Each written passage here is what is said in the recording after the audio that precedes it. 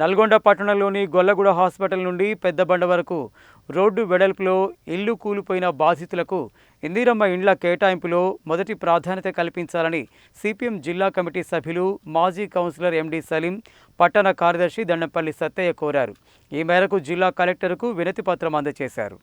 నల్గొండ పట్టణంలోని గొల్లగూడ హాస్పిటల్ నుండి పెద్దబండ వరకు రోడ్డు వెడల్పులో ఇళ్లు కూలిపోయిన బాధితులకు ఇందిరమ్మ ఇండ్ల కేటాయింపులో మొదటి ప్రాధాన్యత కల్పించాలని కోరుతూ సోమవారం సిపిఎం పట్టణ కమిటీ ఆధ్వర్యంలో జిల్లా కలెక్టర్కు వినతి పత్రం అందజేశారు. ఈ సందర్భంగా సిపిఎం జిల్లా కమిటీ సభ్యులు మాజీ కౌన్సిలర్ ఎండి సలీం, పట్టణ కార్యదర్శి దండంపల్లి సత్తయ్య మాట్లాడుతూ గత ప్రభుత్వం రోడ్డు వెడల్పు కార్యక్రమం చేపట్టిన సందర్భంలో జిల్లా కేంద్ర హాస్పిటల్ నుండి పెద్దబండ సెంటర్ వరకు సుమారు 60 ఇండ్లు పూర్తిగా, కొన్ని పాక్షికంగా కోల్పోయినారని అన్నారు. ప్రభుత్వం స్థలం తీసుకున్నప్పటికీ ఎలాంటి నష్టపరిహారం ఇవ్వలేదని, మిగిలిన స్థలంలో ఇల్లు కట్టుకున్న వారికి 5 లక్షల రూపాయలు ఆర్థిక సహకారం అందిస్తామని గత ప్రభుత్వం హామీ ఇచ్చిందని అన్నారు. ప్రభుత్వం కేటాయించిన స్థలంలోనే ఇల్లు నిర్మించుకుని ఒక ఇంట్లో 3-4 కుటుంబాలు జీవనం కొనసాగిస్తున్నారని అన్నారు. వీరందరూ ఆర్థికంగా వెనుకబడిన నిరుపేదలని, ఇండ్లు కూలిపోవడంతో తీవ్ర ఇబ్బందులు ఎదుర్కొంటున్నారని అన్నారు. ప్రస్తుత కాంగ్రెస్ ప్రభుత్వం ప్రవేశపెట్టిన ఇందిరమ్మ ఇండ్లు ఎంపికలో 20, 42, 43 వార్డు పరిధిలో రోడ్డు వెడల్పులో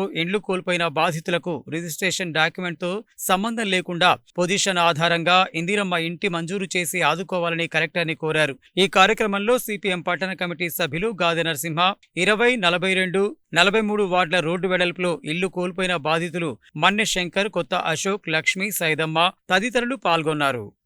నల్గొండ పట్టణంలోని 20వ వార్డు, 42వ వార్డు, 43వ వార్డు పరిధిలో బస్టాండ్ దగ్గర నుంచి కలెక్టరేట్ వరకు రోడ్డు వెడల్పులో ఇళ్లు కోల్పోయినటువంటి వారికి గత ప్రభుత్వం, గతంలో ఉండేటటువంటి ఎమ్మెల్యే గారు, వాళ్ళందరూ కూడా, కమిషనర్, వీళ్ళందరూ కూడా వాగ్దానం చేశారు. ఇళ్లు కోల్పోయినటువంటి వాళ్ళందరికీ కూడా ఆ రోజు ప్రభుత్వం నిర్ణయించినటువంటి 3 లక్షల రూపాయలు రుణం ఇస్తాం, మీరు ఇల్లు కట్టుకోవచ్చు అని చెప్పారు.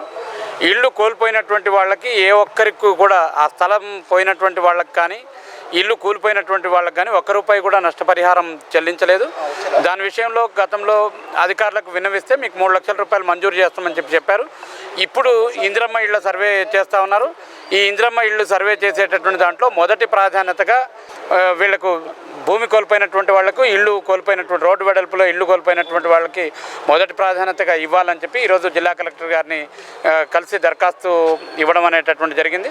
అధికారులు వెంటనే సర్వే చేసి ఎవరెవరి ఇల్లు అయితే పోయిందో డాక్యుమెంట్తో సంబంధం లేకుండా అక్కడ ప్రభుత్వ స్థలంలోనే గత 30-40 సంవత్సరాలుగా ఇళ్ళు వేసుకొని, పక్కా ఇళ్ళు నిర్మాణం చేసుకొని నివాసం ఉంటున్నాం.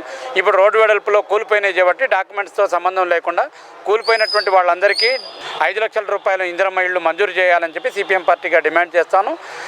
ఆ రకమైనటువంటి చర్యలు చేపట్టాలని చెప్పి జిల్లా కలెక్టర్ గారిని కోరుతా ఉన్నాను. నల్గొండ పట్టణంలోని బస్టాండ్ నుంచి పెద్దబండ వరకు సంబంధించినటువంటి ఇండ్లు కోల్పోయిన వారికి ఇందిరమ్మ ఇండ్లలో మొదటి ప్రాధాన్యత ఇవ్వాలని చెప్పి జిల్లా కలెక్టర్ గారికి సిపిఎం పార్టీ ఆధ్వర్యంలో వినతి పత్రం సమర్పించడం జరిగింది. గతంలో టీఆర్ఎస్ ప్రభుత్వం ఈ రోడ్డు వెడల్పు చేస్తున్న క్రమంలో అప్పటి ఎమ్మెల్యే భూపాలరెడ్డి గారు మీకు అందరికీ కూడా గవర్నమెంట్ నుంచే 3 లక్షల ఇల్లు సంబంధించినటువంటిది ఇస్తామని చెప్పారు. ఎలాంటి నష్టపరిహారం ఇవ్వలేదు. ఇల్లు కూలిపోయిన వాళ్ళు కొంత స్థలం మిగిలి ఉంది.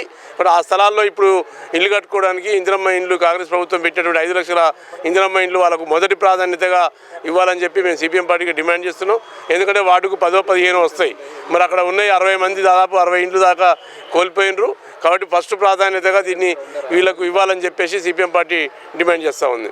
బస్టాండ్ నుంచి పెద్దబండ సెంటర్ వరకు రోడ్డు వెడల్పులో ఇల్లు కోల్పోయినటువంటి నిరాశ్రయులకు ఇండ్లు మంజూరు చేయాలని చెప్పేసి, వారి ఇల్లు కట్టుకోవడానికి 5 లక్షల రూపాయలు ఇవ్వాలని చెప్పేసి ఈరోజు కలెక్టర్ గారికి సిపిఎం పార్టీ ఆధ్వర్యంలో మెమోరాండం ఇవ్వడం జరిగింది.